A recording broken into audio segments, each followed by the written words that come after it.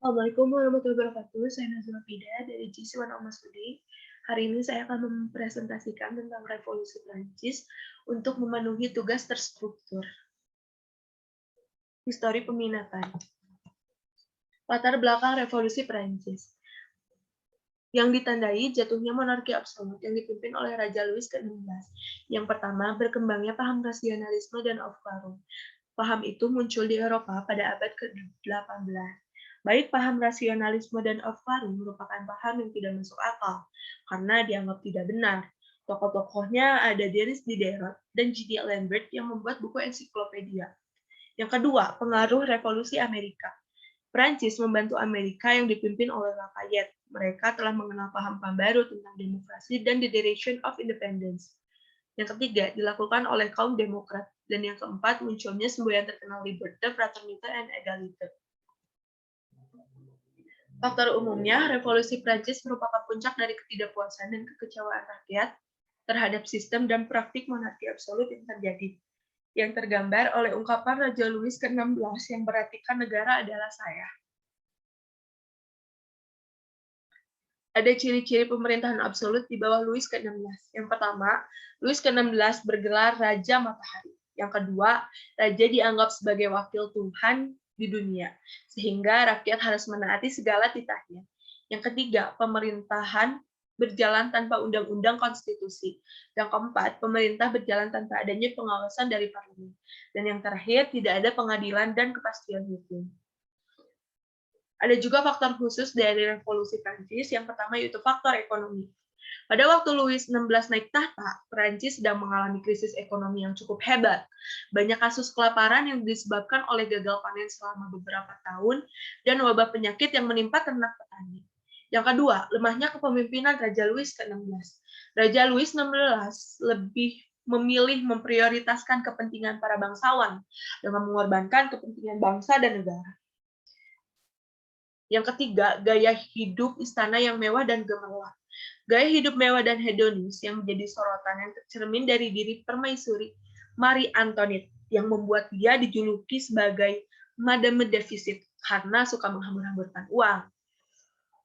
Terus adanya kelas-kelas sosial atau feodalisme. Ada 3 golongan dalam strata sosial yang terdiri dari bangsawan, klerus, dan rakyat biasa.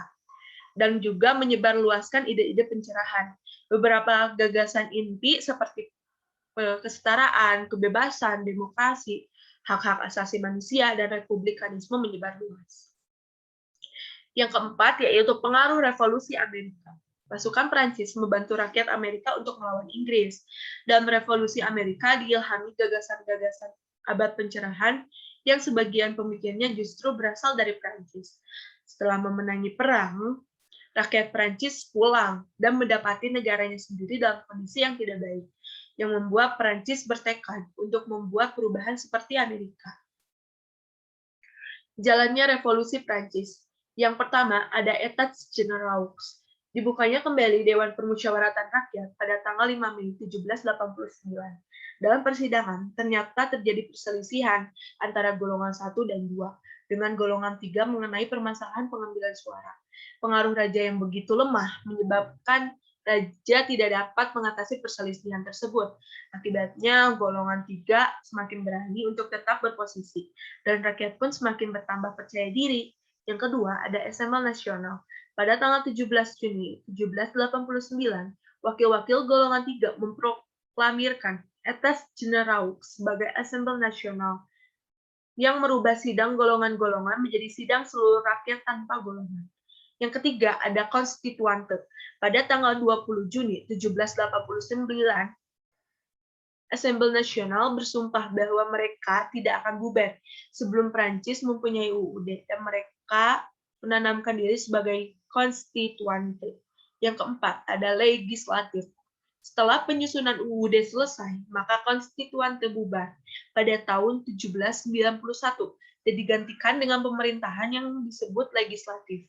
Pada masa ini dipenuhi dengan kekacauan karena terjadi perebutan kekuasaan antara kaum borjuis yang menginginkan konstitusional monarki dengan rakyat jelata yang menghendaki negara republik. Yang kelima ada convention. Masa Convention dimulai dengan pertentangan antara kelompok Montagne dengan Gironde mengenai Raja Louis yang telah melarikan diri dan ditangkap kembali. Selanjutnya ada Directoire. Kembalinya pemerintahan berjuis dengan membagi kekuasaan eksekutif kepada 5 orang direktur. Mereka lebih suka bekerja sama dengan pihak militer yang dipimpin oleh Napoleon daripada dengan kaum Montagne yang merupakan kelompok rakyat jelata. Yang terakhir ada konsulat. Sifat lemah dari pemerintahan Gironde yang korup dan tidak berwibawa menyebabkan rakyat menjadi apatis. Akhirnya pada tahun 1795 muncullah Napoleon Bonaparte sebagai tokoh militer yang berani dan tangguh di medan pertempuran, sehingga militer Prancis menjadi sangat kuat dan ditakuti oleh musuh-musuhnya. Selanjutnya ada hak-hak asasi manusia dan rakyat. Yang pertama, hak atas kemerdekaan pribadi. Yang kedua, ada hak diperlakukan sama dalam hukum. Yang ketiga, ada hak kebebasan bertempat tinggal.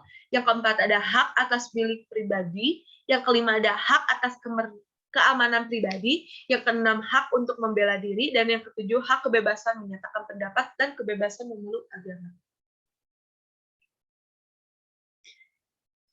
Ini setelah pasca revolusi, Prancis yang berlangsung dalam waktu 1 hari tersebut hanya mampu melumpuhkan monarki, tetapi tidak meruntuhkannya, sebab di dalam majelis sendiri terdapat banyak fraksi. Para pendukung monarki konstitusional menginginkan agar raja hanya berperan sebagai simbol negara dan mengusulkan perang dengan negara lain, sedangkan kewenangan-kewenangannya lainnya dicabut. Namun ada pula fraksi yang menginginkan bentuk pemerintahan republik. Pada akhirnya, usulan monarki konstitusional memenangkan dukungan majelis. Pada saat yang bersamaan, majelis mulai kembali usaha untuk membentuk konstitusi baru yang akan menjadi dasar negara Prancis pasca revolusi.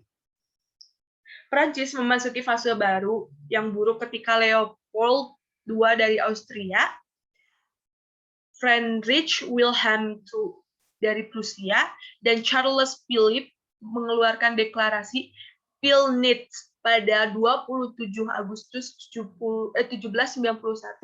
Isi deklarasi tersebut adalah menolak hasil-hasil revolusi, mendesak pembubaran majelis, menuntut jaminan keamanan terhadap pribadi raja dan keluarga, dan mengembalikan segala hak dan kewenangan raja.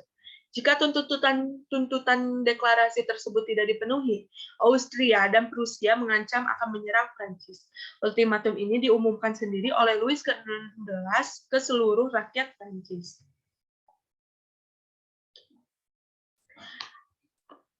Yang terakhir ada pengaruh pasca revolusi. Yang pertama, munculnya republikanisme. Penghapusan monarki menunjukkan bahwa negara ada karena rakyat. Rakyat seharusnya merupakan pemegang kedaulatan tertinggi.